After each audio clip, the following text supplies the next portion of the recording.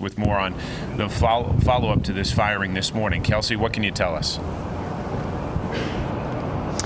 Well, hi, John. As you all know, that this is the news on the UT campus today. Students were actually finding out about Donnie Tyndall being fired from their professors this morning. And obviously, we all know that social media plays a giant role in this also. Now, again, as you say, we have been walking around campus all morning talking to students, and we've been getting a variety of reaction to this. Now, a lot of them have been dealing with or talking about shock and anger. A lot of them finger pointing at the athletic department are some of the most common. Now, after this is the second head coach that UT has gone through in a matter of a year's time, and students say they want to make sure that they have some sort of stability in this program and that things are going to have to change. And one student that I talked to says he knows exactly what the university should do. I want to see Bruce Pearl come back because when he was here, we're #1 in the nation, and when he's not here, we're not. I mean, that's as simple as that. So I'd like to see them make that happen.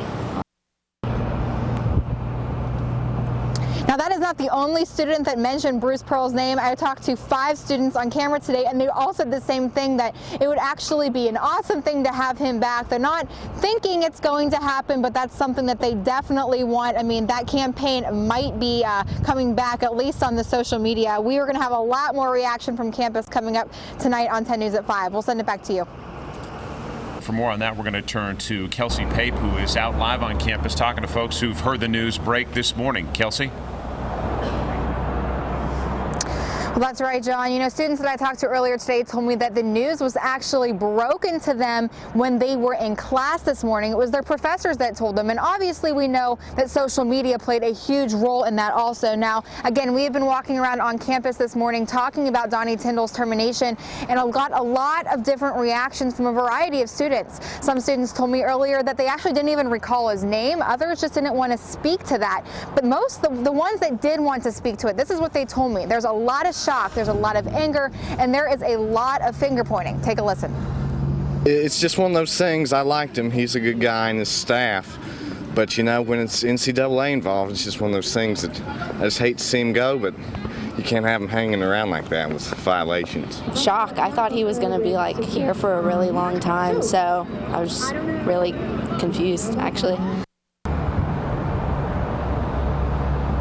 So now that Donnie Tyndall is out, students are kind of standing by and waiting to see what happens next. Now, as you just heard from John and Nick, we don't exactly know who might be in, but you'll hear coming up later in the hour who students want in. We'll have that for you guys coming up. Back to you, John.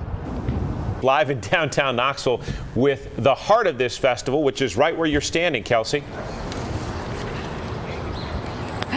That's right, Robin and John. I'll Visit Knoxville says that this is actually going to generate hundreds of thousands of dollars for this city. Now, that's because people are going to be shopping in our stores, they're going to be eating in our restaurants, and taking advantage of everything that Knoxville has to offer. Singer and songwriter Rachel Roberts is visiting Knoxville for the first time. She is overwhelmed with everything the city has to offer. I didn't know anything about Knoxville coming here. I was just like, okay, it's got to be like a cool, vibey town, you know, and it is. We drove in and I just got like chills because I was like, it's so cute. Roberts is one of thousands of people that will be in Knoxville this weekend for the Big Ears Festival. 2 days full of music, art, and fun. There's going to be over like 50 performances through the weekend, and a lot of people coming from out of town experiencing our destination. The Rolling Stones calls the festival the classiest, most diverse festival in the country. Local businesses agree. Big Ears is very special for us, very close to our heart. The festival brings thousands of people to Knoxville, which is a huge boost for the economy. People will be coming to town. They're going to get a hotel room. They're going to go out in Market Square. They're going to hit the shows with their passes to Big Ears, but they also got to eat.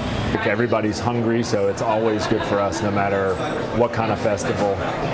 It's a good thing. Visit Knoxville says the city sees a financial boom from these types of events. But when you have a 3-day event, and let's say you bring in 1,000 people, you know, you're generating hundreds of thousands of tax dollars. But nonetheless, the city is ready for everything the weekend has to offer. It just makes Knoxville feel a lot more cosmopolitan when the crowds are in here for the festival. Lots of people from out of town spending a lot of money in our town. Well, the kickoff kickoff for the event is going to be tomorrow at 5:30 at the Knoxville Museum of Art. Performances will be continuing throughout the weekend. You can find a full schedule on WBIR.com. Robert and John. It's going to be a fun weekend for sure.